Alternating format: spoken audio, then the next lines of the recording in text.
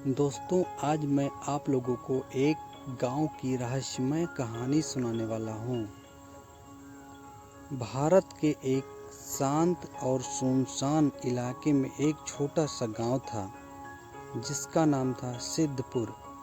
यह गांव चारों तरफ से घने जंगलों से घिरा हुआ था और यहाँ के लोग बेहद सीधे साधे और मेहनती थे।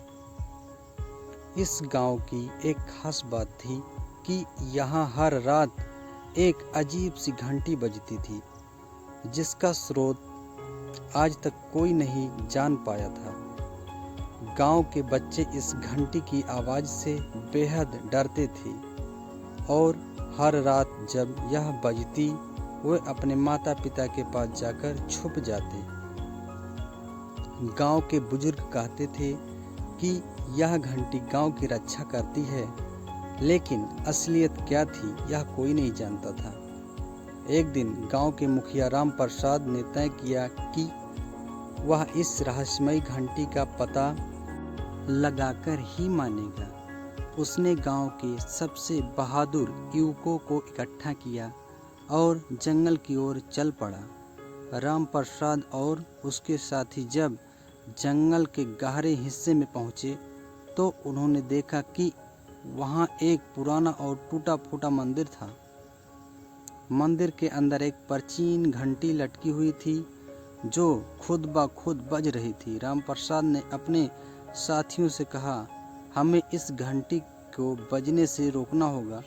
शायद यही हमारे गांव की मुसीबतों का कारण है।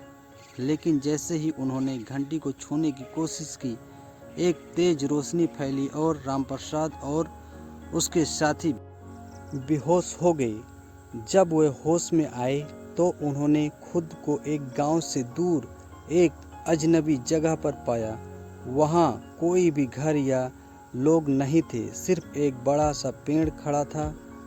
रामप्रसाद और उसके साथियों ने उस पेड़ के पास जाकर देखा तो वहां एक शिलालेख था जिस पर लिखा था, यहाँ से वापस जाने का रास्ता नहीं है।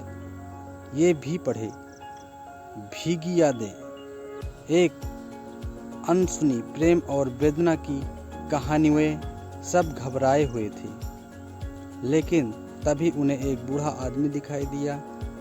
वह आदमी बोला, तुम लोग उस घंटी की सच्चाई जानना चाहते हो? तो सुनो, यह घंटी इस गांव के लोगों की रक्षा करती है, लेकिन एक दुष्ट जादूगर ने इसे श्रापित कर दिया। अब यह घंटी बजती है और जो इसे छूने की कोशिश करता है वह उस रहस्यमय जगह पर फंस जाता है। राम प्रसाद ने बूढ़े आदमी से पूछा, तो क्या हम यहाँ से कभी वापस नहीं जा सकते? बूढ़ा आदमी मुस्कुराया और बोला, एक ही रास्ता है। अगर तुम लोग उस जादूगर को हरा दो और घंटी को मुक्त कर दो तो तुम लोग यहाँ से वापस जा सकते हो। राम प्रसाद और उसके साथियों ने साहस दिखाते हुए एक जादूगर को ढूंढने का फैसला किया। उन्होंने बूढ़े आदमी से जादूगर के ठिकाने का पता पूछा और उसकी ओर चल पड़े। रास्ते में उन्हें कई अजीब और खौफनाक जीवों का सामना करना पड़ा, लेकिन उन्होंने हार नहीं मानी और आखिरकार उस जादूगर के किले तक पहुंच गए। वहां एक भयानक लड़ाई छिड़ गई। जादूगर ने अपनी सारी ताकत और जादू का इस्तेमाल किया, लेकिन राम प्रसाद और उसके साथियों ने अपनी साहस और एकता से उसे हरा दिया। जैसे ही जादूगर मरा, घंटी का श्राप टूट गया और वे सब वापस अपने गांव आ गए। गांव के लोग राम प्रसाद और उसके साथियों का स्वागत करते हुए बोले, तुम लोगों ने हमें एक बड़े संकट से बचा लिया। अब यह घंटी हमारे लिए सिर्फ एक साधारण घंटी है। राम प्रसाद मुस्कुराया और बोला, यह सब हमारी एकता और साहस का परिणाम है। दोस्तों, अगर आप लोगों को यह कहानी अच्छा लगा हो तो मेरे चैनल को लाइक, शेयर और सब्सक्राइब कर देना।